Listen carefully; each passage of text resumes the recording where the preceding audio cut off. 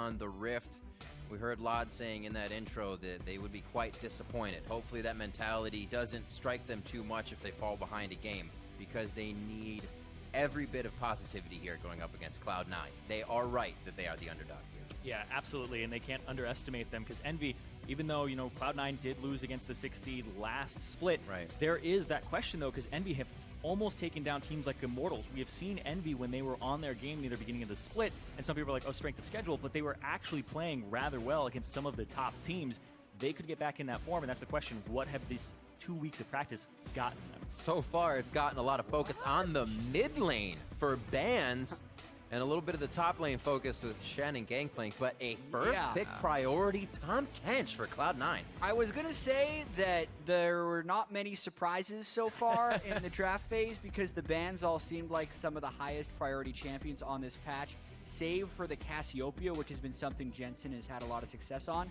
But then that first pick, Tahm Kench, it's the third most picked top support on this patch, rather. But really not something you see first picked off. Yeah, especially in North America. It's been very popular in Korea. It's been like hanging around for a bit, but that is really surprising that they unclogged the frog here. And that's like, are they going to play some type of hyper carry for Sneaky? What are they going to do with this pick? Because it enables so many things in your draft later on. It'd be interesting, because they usually have Sneaky off in a side lane now. Does that change with 6-15 and how C9 approaches the game too? Yeah, well, as far as the approach on the game, one of the other reasons that the support Tahm Kench has been seeing play is because of its global pressure. The reduced channel time on the ultimate from Tahm Kench really allows you to make a lot of ganks. But aside from that, the rest of C9's draft does look a lot like power picks. Yeah, this looks really good coming through here. I like that the fact that the Sivir was picked up for Envy and the Ashe comes through, range advantage in that 2-on-2 lane, which we are seeing more and more of, and pick potential as well for Cloud9, which is how they started getting back into the split in the middle, where they were like, all right, let's play these Bard Ashe compositions, let's make some picks and see if that works out for them.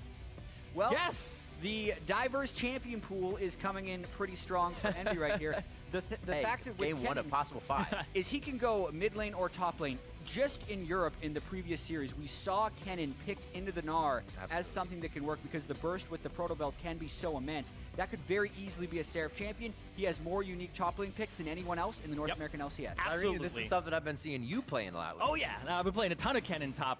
Kennen is actually very powerful. The teamfight presence, the changes to the ultimate. Kennen was actually disabled for the last 2 patches, and it was catching on at the time, and then it got disabled, so we hadn't seen it in pro play.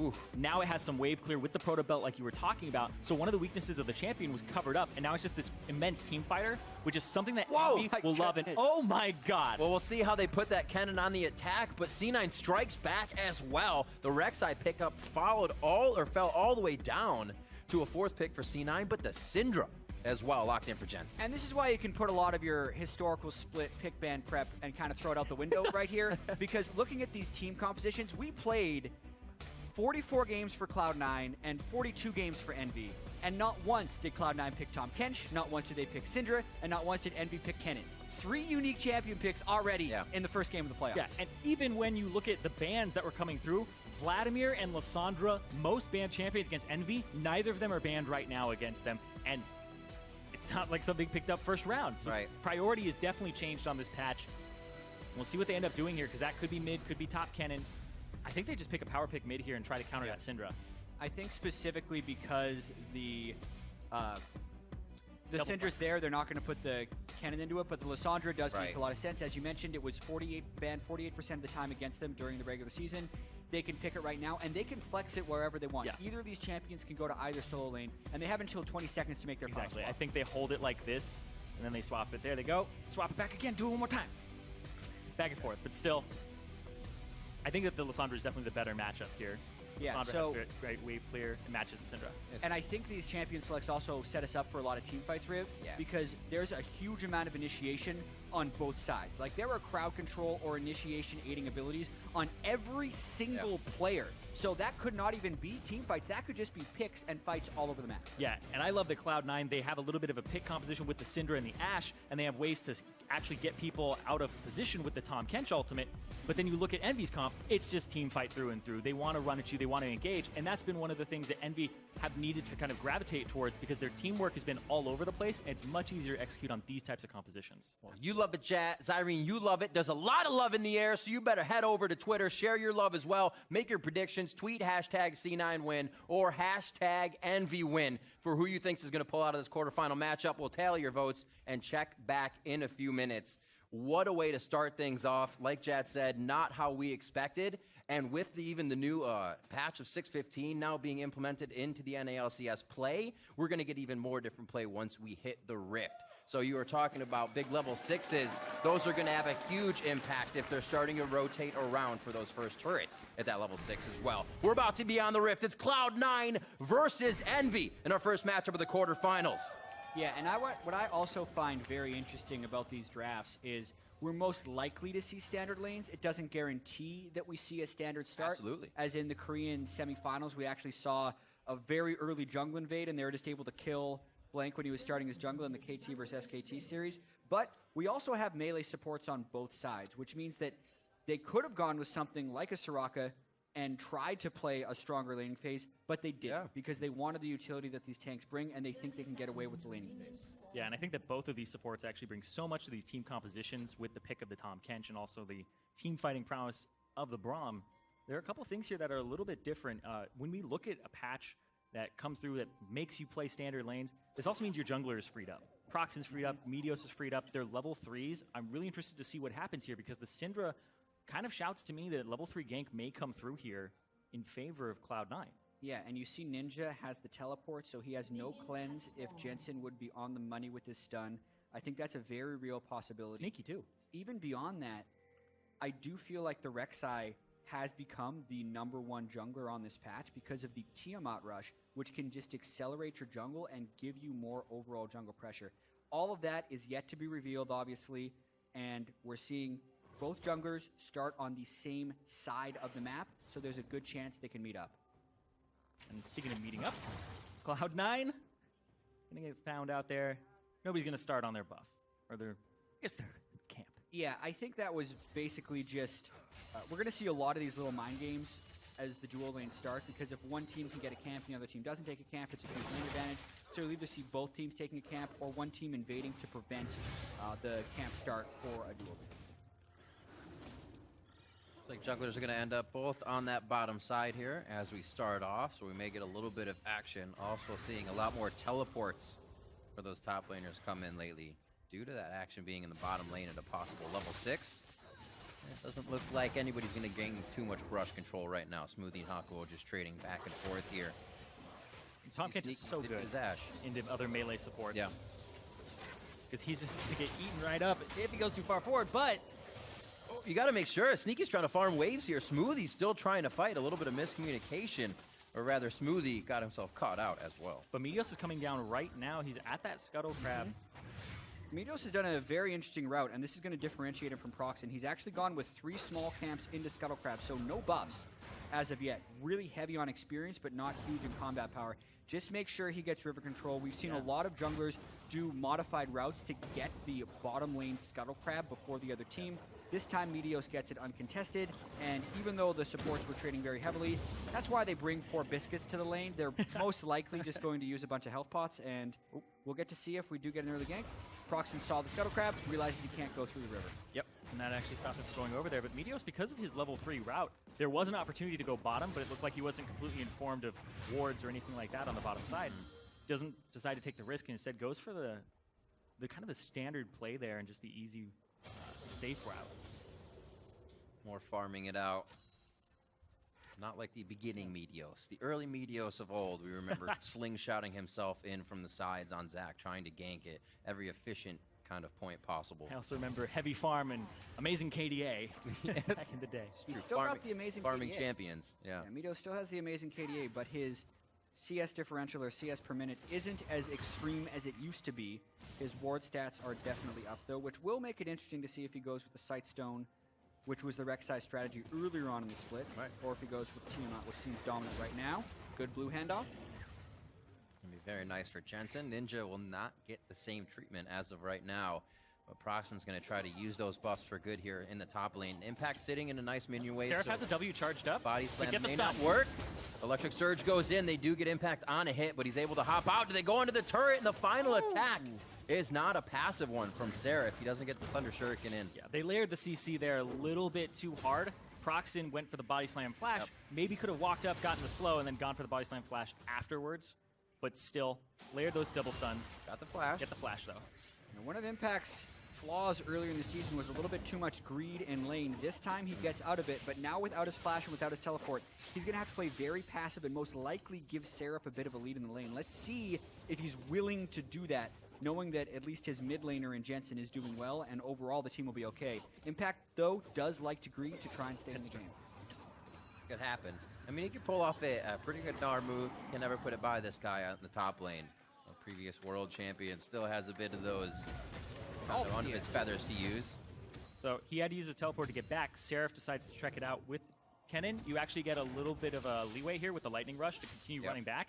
I love that he's maxing the W first. It gives him a lot of wave clear. A lot of people will max the Q, and it's kind of a trap because you have to land the Q to actually do the damage. The W, increase your auto attack trading in lane, and then you also get the wave clear a lot earlier than you normally would and get that break point. It's a nice cooldown as well on W. You can almost use it twice before storm marks start to wear off. Once you get some CDR, which is now in Kennen's build. It wasn't previously, but Abyssal Scepter, Zhonya's Hourglass, Proto Belt all have CDR, which he didn't have access to before. Good to see him back. I like it. Still has that teleport ready. Remember, 6 is a big thing we're keeping an eye on here. The bot lane's a little too low for that, while mid is actually hitting that number right now, so we may see some action in that part of the map. But as of these standard lanes, things seem to be going slow. It doesn't look like anybody wants to put themselves in a dangerous position. That's why Meteos is warding up, doing everything very methodically. Already gets some decent wards in the jungle of Envy. Has a pink ward that he can place later, as well as securing the Gromp. So he's really trying to take control of that bottom side. But it is also going to be not having control of the top side. So maybe Procxin decides to go for a repeat gank. And if that happens, Meteos will need to make that control on the bottom side count. Exactly. And it is a flashless Gnar. It is Kennen with ultimate and flash. Gonna chase him down. Oh, he gets out! Oh, he doesn't go for it. Oh! Wow. Then Procxin smacks a minion. So failed gank there. I'm very surprised that Seraph decided not to blow his flash there. You can actually cancel the animation of your ultimate if you ulti-flash. I'm very interested as to why he didn't blow it as well. Moving on, though, Seraph and Procxin move out of that kind of without getting anything. Gonna see the revolver first buy for him. So Impact did catch up on CS. Now he's avoided 2 ganks. Where's the extra pressure go? A good fight in mid lane. Glacial Tomb going on to Ninja. He heals himself back up a bit, and Smoothie's gonna chomp him up to safety. Whoops. I was gonna say whoops. Yeah. But they're safe. They're good to go. They get that teleport too, and that was one of the advantages that Envy had. They had teleport and flash advantage top lane. They don't make use of the flash advantage, and they actually squander their teleport advantage, which could have been a bot lane play. You see that ward behind Sneaky right now. Could have been a great one. Yeah, and this actually opens them up a little bit towards being vulnerable in the bot lane. Ashe being level 6 can trigger a gank pretty easily. Impact will have teleport up before Seraph does, and Ninjas will also be on cooldown when Impact is up. Not to mention that Jensen is usually being able to push in Ninja, so if there is a place that we're going to see First Blood, the most likely thing would be bottom lane on either Laud or to Hakuho. It looks like it. The wards are getting placed in 2 pings, one in front of and behind blue, right where the mid banana brush is. It looks like it says, let's get a turret, maybe a kill, and dragon after that. It's 8 minutes in. It looks like Meteos is starting to put a little pressure mid here to see if they can catch Ninja off guard. Yeah, Cinder Hulk start for him. Looks like he's going to rush the whole thing with the Bomby Cinder. No Tiamat start. May go for the Sightstone. The old boring I don't like it. build. I like the Tiamat build. I think it's superior. You farm so quickly, especially with all the counter jungling he's trying to do. But he has a little bit of extra health, and can they steal the blue? Nice. Well done. Well done. Woo. Smites it right before Jensen throws it over. Great communication there, and great actually getting that buff to Jensen. Gone are the days that Meteos is not willing to give over a blue buff. Now he's smiting it to secure it for his mid laner. Things change. It's like Froggen said when I asked him the question, when you plateau, how do you get better? And he's like, sometimes you got to give things up to get better for Streaming other people. changed. Also, he's on Rek'Sai, so I feel like that helps a little bit too. When he You got a good point. You got a good point. Yeah. Coming up on 10 minutes here. Not really much of a lead for Cloud9. Envy, I think the standard lane is kind of helping them here to not really put themselves in any bad spots, allow them like kind of just textbook strategics to happen here in the first few minutes of the game. It's when Cloud9, I think, and we even saw in Europe and other regions, when they do start to decide to swap maybe after a 78-minute mark, where you can start to throw the game off. I feel like both actually want to stay in standard lanes, though. Right. I feel like the bottom lane feels like they have pick potential. I think Envy also feel like if they can catch the Ashe out, then they have a good chance too. But speaking of catching, Procxin. Nice cleanse. One after the other. Quick scatter is going to save Jensen there as the arrow comes flying. Oh, but bottom lane. Friendly arrow. Yeah, there's a Rek'Sai in the top lane, so that's not where it's happening. Basically, it looked like Envy was trying to get aggressive when the arrow got shot through the mid lane. But that's why Jensen brings cleanse, and that's why he has Magic Resist already to try and lower the threat of such ganks. I'm seeing actually really reserved play here from Procxin. Body Slam Flash at the start was a little over-aggressive, and now this. Not a level on Meteos, but Still has to run. Small things like this could easily sway the game in a direction that you want. Now that's Meteos having knowledge. He can kind of dip set wherever he wants to on the map. Make something happen, especially with that Void Rush up. He may just choose to keep farming. They're going to actually give Jensen the blue and keep that strength in mid lane still. Perma blue buff for Jensen. Yeah. He is just trying to get All supercharged up against Ninja's Lysandra. He does have a minor CS advantage, but it's not a giant CS advantage that you might hope that Jensen would be able to pull off against Ninja. So I would actually have to credit Ninja for this lane based on the fact that Jensen has just been fed blues. He got a blue at 4 minutes. He got Ninja's blue at 7 minutes. He's got his blue back again at 10 minutes. Like, this is a lot of stuff that Ninja has to deal with, and he's only down a dozen CS. Also bringing a matchup. I mean, this kind of goes for both of them, however much Jensen plays against Lysandra, but when's the last time Ninja's really played against a mechanically well-prowessed Syndra, right? Jensen's going to be able to throw that damage in there, kind of get a few tricks of the trade in that he's learned over the past week of practicing that. Yeah, it's always different, too, when you play against somebody who's playing it solo queue versus playing it competitive. Yep. They're always going to play sometimes a little bit more reserved than you think, and they're going to just wait for those perfect opportunities instead of jump at every one of them. Yeah. The Proto Belt finished up for Seraph. And I also like that Ninja's going for the Abyssal Scepter to help out the Kennen in the top lane. That's true. They're going to synergize once these fights get together. They have Lod to get everybody into that fight as well. That's going to be great for Kennen's or Seraph's speed once he actually has to initiate. Yeah, if we look at these teams, because of the two big AoE ultimates that Envy has and the Sivir, they might have better team fighting. C9's going to have to be able to find the picks. This could be one. Bounces him back. There's the W. Follow-up. Meteos should go down here, but he's able to flash out. Jensen providing enough cover for the team. Seraph very close to being able to flash Maelstrom into this fight, but he decides not to. Yeah, they end up getting the flash from Meteos, and they get the teleport from Impact. So once again, Envy now have Summoner Spell advantage in that top lane. And still Body Slam Flash available to them. Our first blood probability predictor is now changed. Yeah. There's 2 teleports on the board for Envy and a flash on Gragas. So really, wherever they would want a double teleport. Now it's just one. What? Ninja wants the CS. CS teleport right there. I feel like he wasn't going to miss much either because Jensen's just hanging back too. Yeah. Well, at the same time, Jensen hadn't recalled, so now he's got to stick around. He's actually probably going, why did he TP? That's so weird. Seems like a play you would only do if you had some pressure around you. Yeah, if Envy could get a ward in the bottom lane that isn't swept out, that's one nice thing that the supports are already on Sweeper because they know the potential for teleports coming in. But either Lysandra or a Kennen teleporting in behind Ashe and Tahm Kench would probably be a kill. Both supports, I believe, are out of wards right now. So even with that recall that's coming through, I don't think Hakuho even has one to throw down. It is pretty interesting looking at how Seraph and Ninja both will work against the Kench. Pretty much freeze him in place, and it doesn't matter if he eats up Sneaky. He kind of loses out in that situation anyways. Mountain Drake, I should say, still hasn't really been anybody's plate just yet. They want Jensen. And it might just happen. There's the hit. Back and forth. Jensen cannot even move from that crowd control. Yeah, had cleanse, had flash, but still, it's too fast to actually react to that. And they knew that Seraph had actually roamed because of that ward in the Tri-Brush top. So Jensen, even at his turret, still got dove. Wasn't expecting that. Yeah, a lot of that credit goes to Procxin, but then also the fact that Seraph had been able to get enough pressure in the top lane to make the roam mid lane, Like, that's not really a kill you can expect Jensen to avoid unless he was actually just foregoing all CS at his turret. Yeah. The biggest thing is the Graga snuck in. They were pinging him, actually. They said, I think he's here, but Meteos couldn't make it in time to defend the gank, and Jensen is gone before Meteos can react. Now you know why Ninja teleported. No, I'm just kidding. It all makes sense. It's all coming together. It's like watching Memento the second time. Full circle.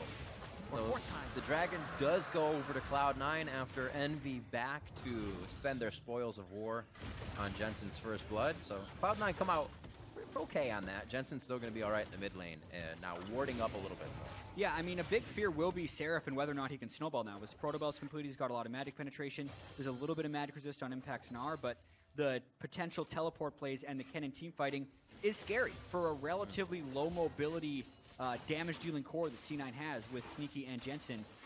Having to deal with Lissandra, Sivir, and Kennen is going to be tough, especially since we're 15 minutes in, and C9 hasn't generated any picks. Yeah, and I feel like this is one of Envy's biggest strengths is backline disruption from their top laner and their mid laner. They've always played that dive style, and they've always wanted to get there, but look at this. This is actually really big. It's a hugely underrated amount of gold. Watch this. They give all the local gold to 60. 650 gold? Seraph got 400 for first blood. The first turret gold, not to mention the local gold that the other turret already gives. Right. It's over 1,000 gold for the team, but 650 individually for Sneaky. That's actually huge. Yeah, basically picks up another kill on what he would have previously on actually taking down a turret, which was 400 gold before. He had 1,000. Now he's got 680 after that in a few farms, so he's going to be completing his items quite quickly when he goes back. Cloud9 likes to sit on a bit of gold, though. They play that safe enough, so it's a situation they can play around. Bot lane will, however, get that money spent. We'll see what they come to the table with. Impact has started that Frozen Mallet in the top lane, so Seraph can't get too far ahead. He's hoping to slow that snowball down. Ooh, Procxin's actually trying to sneak to the top side, get some vision of Meteos, give some cover to Seraph. They know where the power has to arrow down the mid. Yep. That is everyone's feeling when that arrow happens. Except for Ninja. He's Not pretty Ninja. happy. It's like, it's a different type of side. Very tough one to try. Also with blue buff, Jensen probably take down Ninja in that situation if he wouldn't just kind of glacial tomb him and walk out of it because he still had the cleanse. So whether he's killed, he's pushed out of lane, even if he does not die. So you can see C9 trying to do little things. Even if he's not dead, we still get lane control. We can push up. Their wards have died out on the side of Envy, so they're a little bit hesitant now just to farm the lanes. Yeah, Procxin actually just walks through mid and gives himself up there. I'm trying to see what he gets out of it, because giving away your position as a jungler leaves your lanes open to pressure. Ooh. Woo! Yeah. Once Gnar gets a Frozen Mallet, he becomes a whole different beast in lane. Gets you substantially more hyperprocs and increases your accuracy. Here we go, TK. Abyssal Voyage, one more hit. Oh, he throws Sneaky out for the boop shot, and he boops him. You get so little time to actually react to the Tahm Kench ultimate. I believe it's like 0.5 seconds of actual warning to your opponent before you start coming through. And Ninja's not expecting it, blows his flash as well. And that was opened up because C9 was killing the turret in the bottom side, and actually they're getting a bit more pressure. The Frozen Mallet for Impact. Oh, he didn't pull aggro. What? Seraph was trying to avoid getting dove. He was hoping to ult as Impact was auto-attacking him, but Impact was able to hold off, and it's the discipline that burns the Kennen ultimate. That also diminishes Envy's team fighting potential. Procxin, though, wants a game. That also seemed like a very nervous way. You don't rush like that before you ultimate. You're missing a mark. And it's a free man.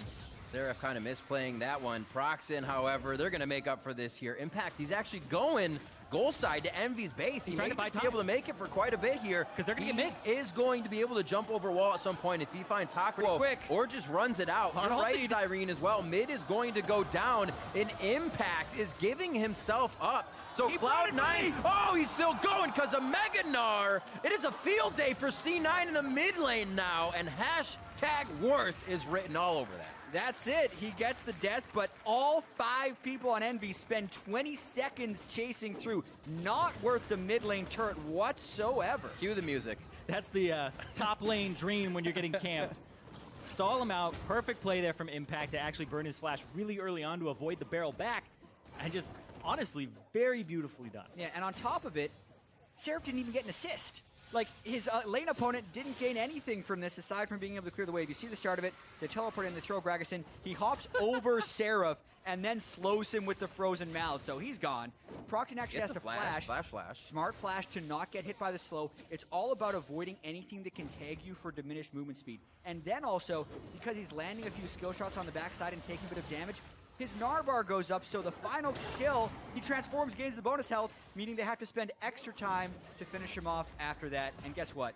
The mid turret pays the price. Wondered when the split was going to be. We had standard lanes for a while. Who was really going to attempt the first thing? And they kind of looked before they leaped on that, and Envy leaped a little too far. Yeah. 31.9 is a bit of a lead for Cloud9, but the way they got it with the turrets being down, I think is going to mean a lot more. Oh, arrow onto Ninja. Lost. Well, the picks are beginning. The arrow actually landed, but even if it didn't, the Tahm Kench coming in after they fire the arrow, pretty awesome combo actually, and this could actually be the inner turret in the mid lane going down as well. When Tahm Kench was meta before, we did not see a lot of Abyssal Voyages come through, and ever since the change, now people have actually been utilizing that ultimate. The complaint before was he's so powerful even without using it. Well, now he's using it, and you're seeing the power of this Tahm Kench when he's actually a global support that assists people. So you're saying more complaints? Yeah. No, I'm just saying, like, he's nerfed in other ways. Don't worry, he doesn't get health back from his gray health. Well, he's definitely still something you got to look at in picks and bans now. I'm sure he'll be recognized coming into Game 2 here, the first of the quarterfinals. You know, right now, Cloud9 is ready to do with the outer, or do away with the outer horn of turrets, and the third one will go down as Impact tries to get this wave reset. Yeah, and a lot of Cloud9's success is tied to their ability to pressure the map right here. Since Envy is the double teleport team with two awesome teamfight mage ultimates, Envy wants to control the game and have the right pacing. But C9 is consistently getting picks and forcing ultimates and flashes out of Envy when Envy doesn't want to use them, which is preventing Envy from finding a cohesive team fight. As long as C9 keep up the pressure there in good shape, they may actually give up the Cloud Drake just because that's when Envy was actually grouped with all their ultimates available. They may pick it up here, but Impact is getting damage on the top side. And now Seraph had to go mid to actually defend it because they could just rotate from mid to top and get another turret here. Kind of had to tag him out. Yeah, I do think it's a little bit dangerous having to give over the Cloud Drake, though, especially when C9 is so skill shot reliant for their picks. Whereas now Envy, if they're out of combat, will have that extra 25 movement speed.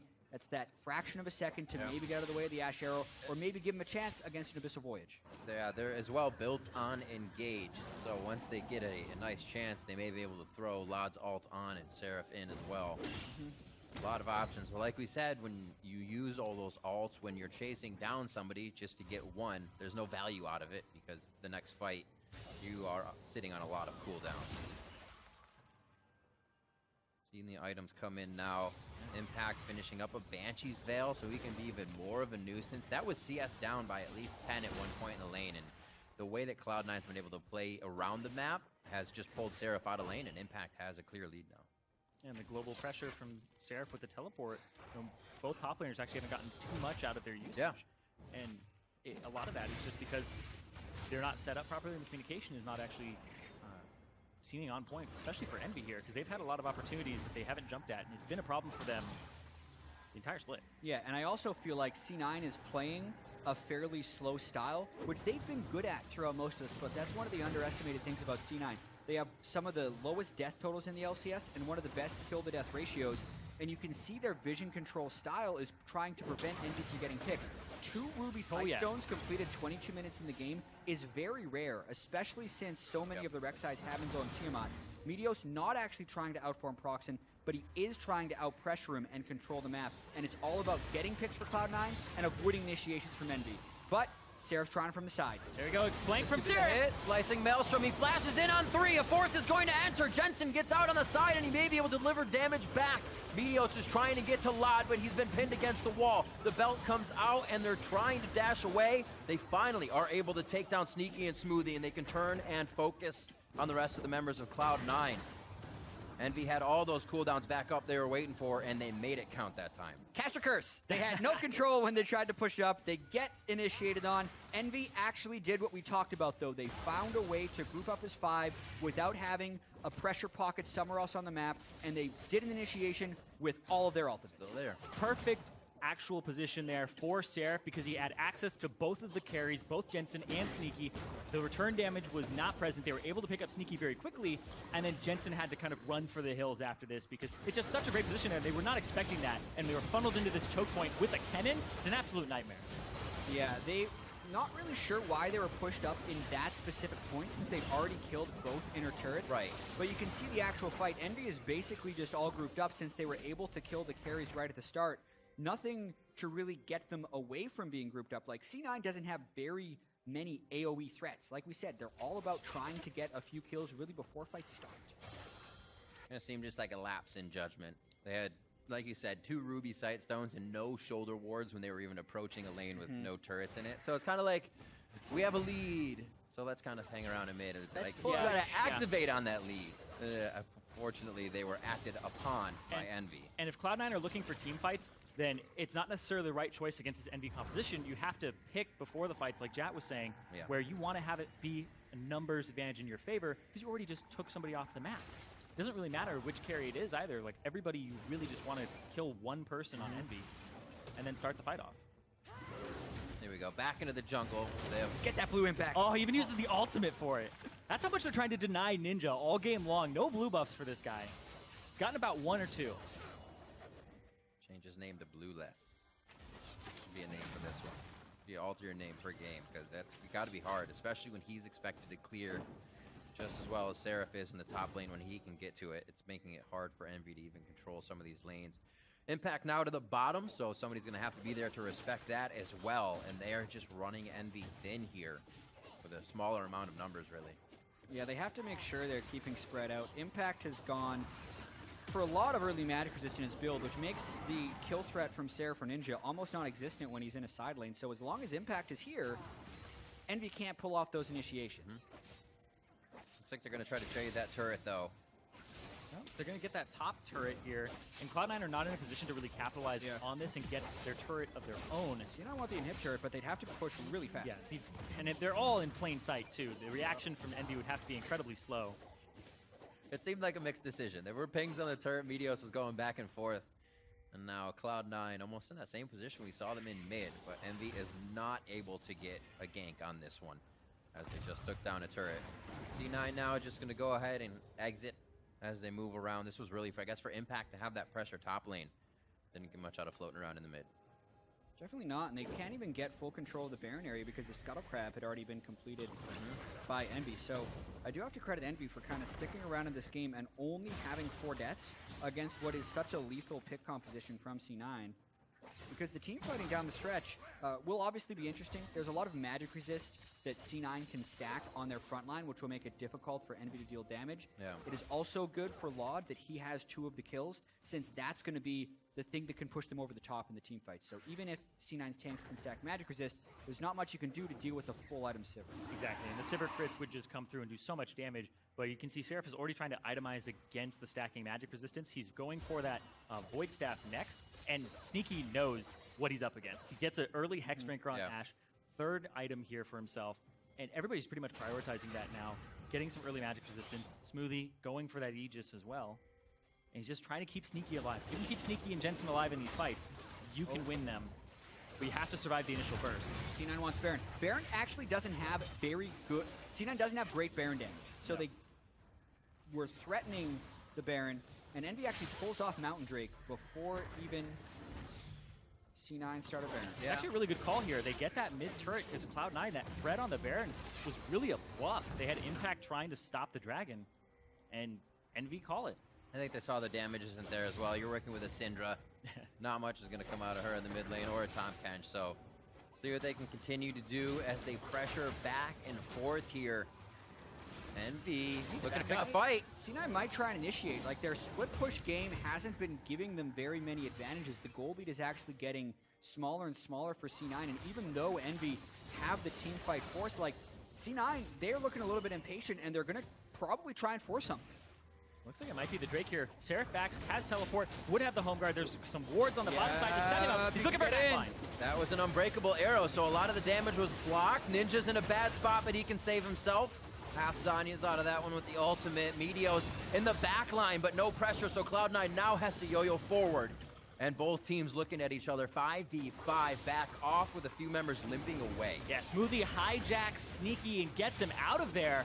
And then Ninja came in, and he didn't have a target that he really wanted to use his ultimate on, and that didn't set up Seraph because he wasn't able to use the Frozen Tomb. Pretty impressive fight for Cloud9. If they're going to fight, they have to go more like that, where Jensen and Sneaky can stay far away from Ninja and Seraph. Seraph didn't even use his flash because he was never actually even in flash range, which is going to be tough against Lysandra and Kennen, who both have home guard teleports with proto belts. Very hard to stay safe.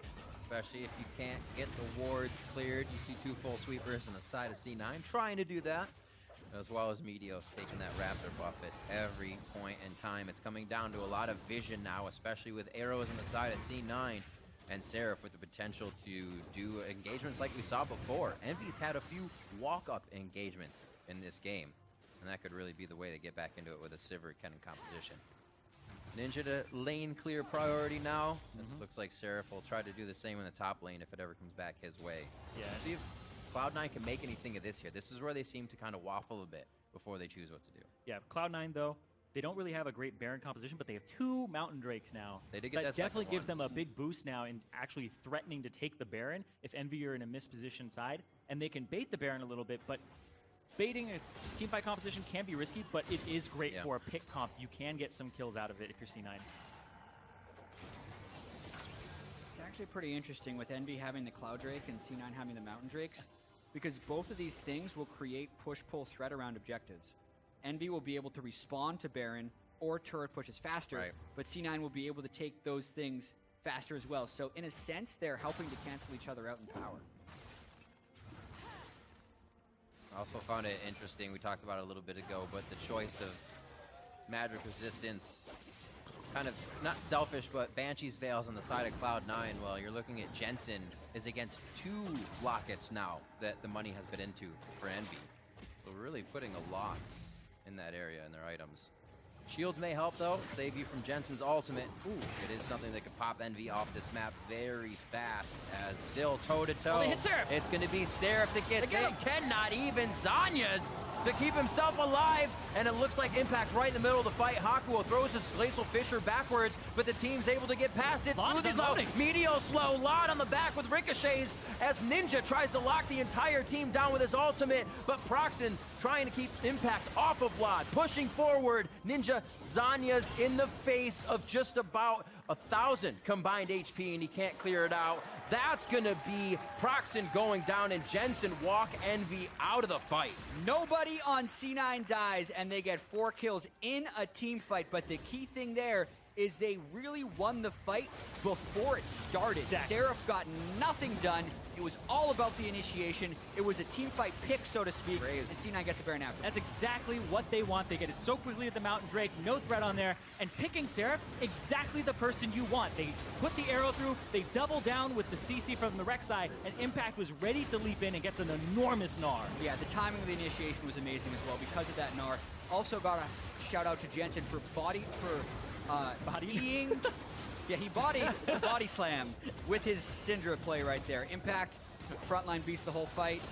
And then Ninja, while he did do a lot of damage in this fight, was never able to apply fatal damage. And this is where a slicing Maelstrom just kills the entire team. If that had actually started the fight off, it's a very different looking fight for Envy and even C9. Like, they're walking away with 4 people with flashing health bars. The hope is that you can kind of explode as Envy were trying to and dodge that arrow. If that arrow had missed, that's Envy's fight, right? That's Kennen right in the middle. Yeah, Sneaky took that opportunity because Seraph had put himself between the dead turret and the wall, so he has no escape route there. Yeah, and a fight for Envy could still happen, right? That's like, true. They still have flashes, or they will have both flashes available for both of their AP initiators, both proto belts available, and Jensen is actually without flash, so there's even a little bit less mobility on the side of C9.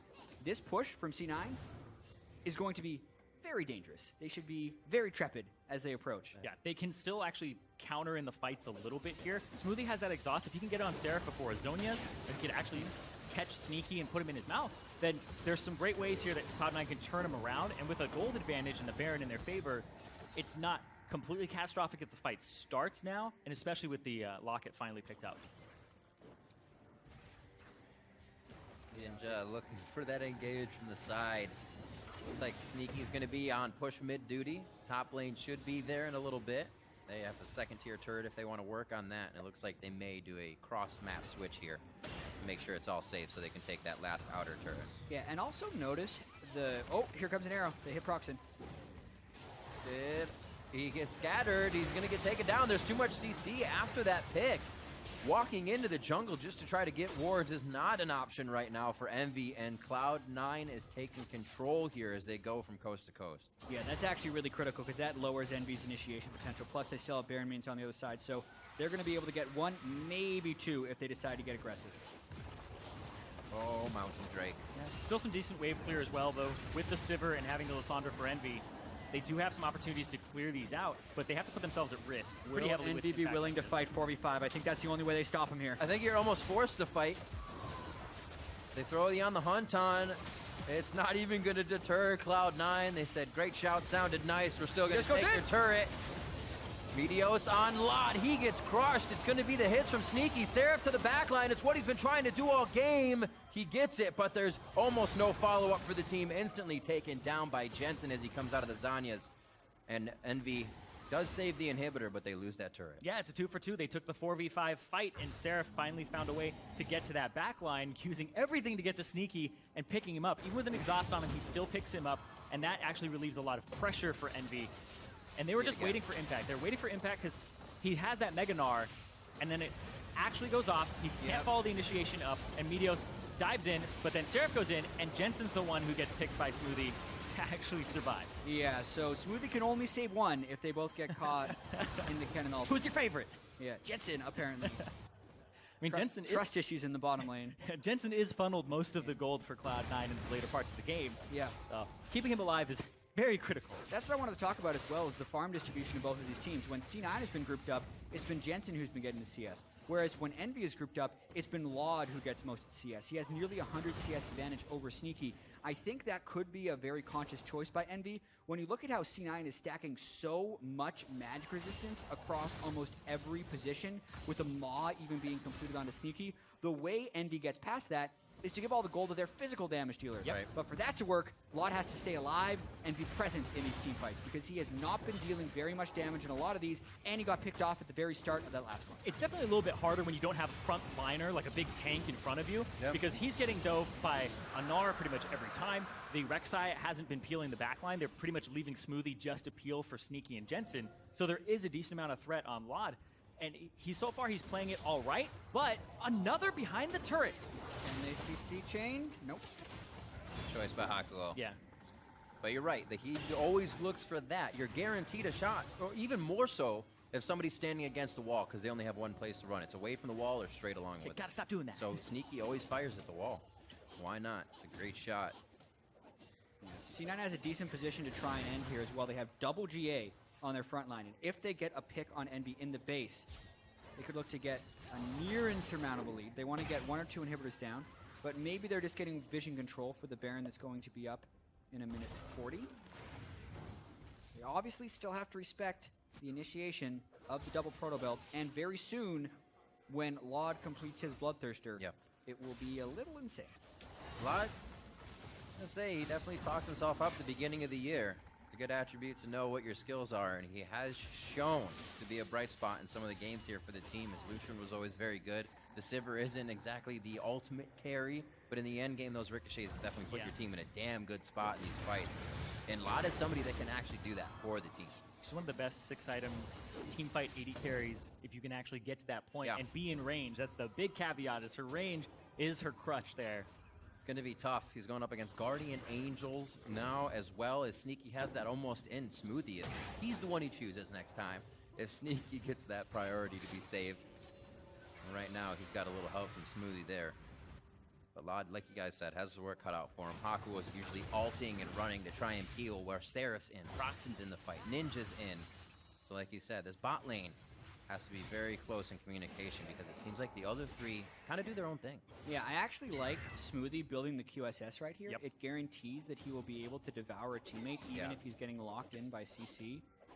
Would be one thing that could keep Jensen a little bit safer or Sneaky a little bit safer. Jensen also hitting 6 items already, so very high priority to keep alive. Yeah, he also got himself the Rylai's Crystal Scepter to have a little bit more HP in the bank, make sure that he can actually survive the Kennen ultimate. A little bit easier without too much assistance, but the QSS is actually something we've been seeing more and more on Tahm Kench's. It's been very popular.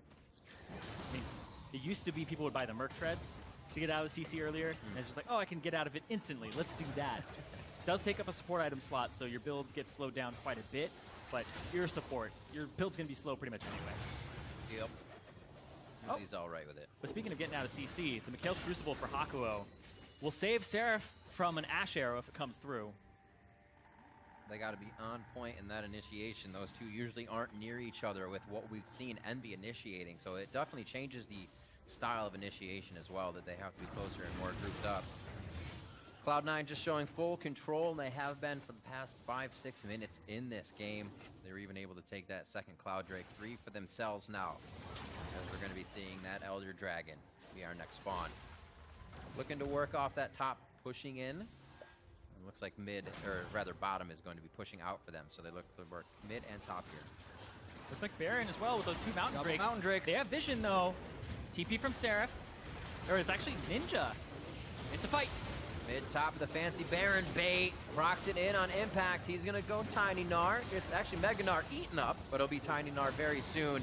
Seraph's getting kind of worse for the wear here. Hakuho goes down with the ult coming in from Jensen. Smoothie's very low, pops his shield, stays alive. Slicing Maelstrom continues through the Zhonya's, and Seraph looks for the backline. Ninja makes it to the backline and takes down Jensen. And Sneaky was open for just a moment. That's all he needed for a kill, but then turned again on by Ninja. And Meteos is forced to run scared in the fight as Envy gets the composition of fight they want. And here they come. They were down in gold, but this can pop them right back into the game. Seraph and Ninja were so patient during that fight, and now Meteos would be tasked with the Desperation Steal. Maybe he can stop him. It's only 3 people on Envy trying to take the Baron. Let's see what Meteos can do. He did alert them with that Prey Seeker so they could stop damage and try to kill him. He doesn't even attempt to go in. His GA is actually, would be down, have to come back up, so maybe they're saving it for the fight. Yeah, I don't think he had vision to actually get in there through the Prey Seeker. But then, oh, it's just a big guess. Right. This is exactly what Envy want. This looks like a fight at the start where they're separated. Jensen was off on the left side. Jensen hasn't thrown the spell out just yet. He's going back and forth, and Impact has already taken more than half his HP. And then Jensen uses his ultimate onto Hakuho because it's the target nearby. That's exactly what they want. Exhaust comes down on the Seraph. He gets backline access. Seraph and Ninja need to kill the backline. They kill the carries, and Laud needs to kill the members with GA, and he's doing exactly that. And what's going to be really tricky for C9 if they are unable to avoid fights like that in the future is that was eating the Kennen ult through exhaust, and they still died. Yeah. So if they don't get an exhaust cleanly off onto Seraph and Ninja's able to follow up in the same fashion, especially if Ninja's able to complete that death cap, those become super fatal. Knowing that Jensen is already maxed out on items, knowing that Sneaky only has 1 more slot, probably going to have to go with the Scimitar, which is not going to maximize his damage the way he would like because it would be a build without an Infinity Edge. And it's really anyone's game, Riv. Also, kudos to Hakuho for the fast fingers on the Mikhails there. Laud was hit with Scatter, then an arrow, then he had to heal Flash out. And had he died, they probably would have not come out on top of that. And that's one of the craziest things in this game that leads into, is with the items built, you have to start choosing new ways to engage. There's Bansies fails. You can't go for the Guardian Angel guy anymore. You have to be more creative, and these teams are being pushed to the limit here in game 1. Exactly, because C9, normally your battle plan is kill Laud. Is it shoot the guy with the shield? It might just be. They go for Hakuho. Impact throwing back a few. Meteos not able to get a true pop-up, and Impact throws himself too far in. Laud is able to take him down, and Seraph moves forward with the Slicing Maelstrom. Keeps himself alive to analyze the fight with Zhonya's a few more seconds, and the team is battling over the wall back and forth. Meteos and the team getting popped up by the belly slam of Procxin, but it doesn't seem like any more kills will come through. Ninja does not take the claw, but it is respected as Cloud9 backs off. Yeah, Impact couldn't get the clean initiation, and Laud was standing strong in that fight to get a lot of kills.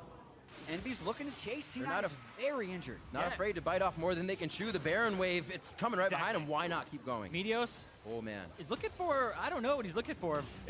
Getting a flank would be very ambitious. Yeah. Seems like the fights have been happening so fast that Meteos is left, almost turning left and right, looking for the next target to peel or help.